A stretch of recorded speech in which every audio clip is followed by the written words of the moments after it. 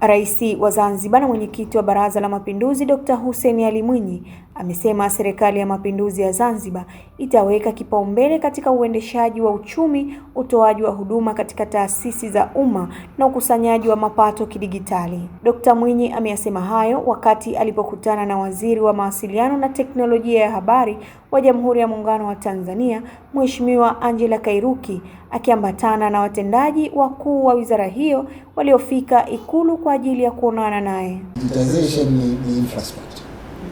Kwa hiyo lazima tuwe nayo, kwa sababu kama huna infrastructure za kufanyia kazi hauwezi kufanikiwa. Sasa kwa maana hiyo data center ni kitu muhimu sana. Bila data center hii tunachosema digital transformation hautoifanya kikamilifu, kwa sababu unahitaji kuhifadhi hizi data. Kwa hivyo ni shukuru kwa ushirikiano ambao mnawapa ZICTIA na IGAS. Ningependa muendelee kuwajengea uwezo na kuwasaidia katika infrastructure, na kama serikali tuko tayari kuinvest vile.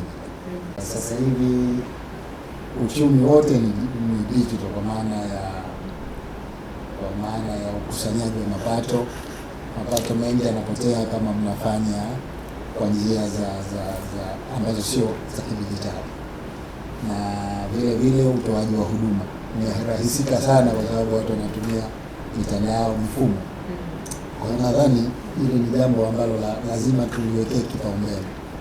Sasa sisi Serikali ya Mapinduzi ya Zanzibar, baada ya kuanzisha wizara hii, tutaweka kipaumbele kikubwa katika sasa utendaji wa wizara.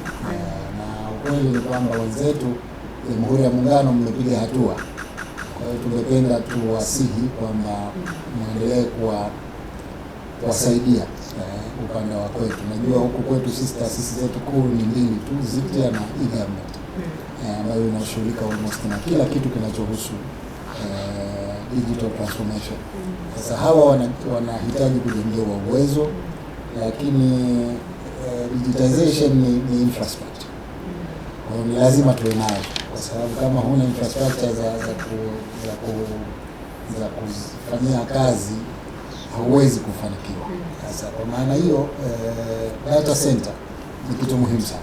Naye Waziri wa Mawasiliano na Teknolojia ya Habari wa Jamhuri ya Muungano wa Tanzania, Mheshimiwa Angela Kairuki, amemhakikishia Rais Dr. Mwinyi ushirikiano mkubwa na Zanzibar kwa kufanya kazi kwa karibu na Wizara ya Mawasiliano, Teknolojia ya Habari na Ubunifu, na kuhakikisha upatikanaji wa mawasiliano ya uhakika, salama na yaliyo bora yenye viwango vya kimataifa. Mheshimiwa Rais, pia sisi tunaendelea kuhakikisha upatikanaji wa mawasiliano ya uhakika na kuwepo salama na yenye ubora, lakini yatakayokuwa na viwango vya kitaifa na kimataifa.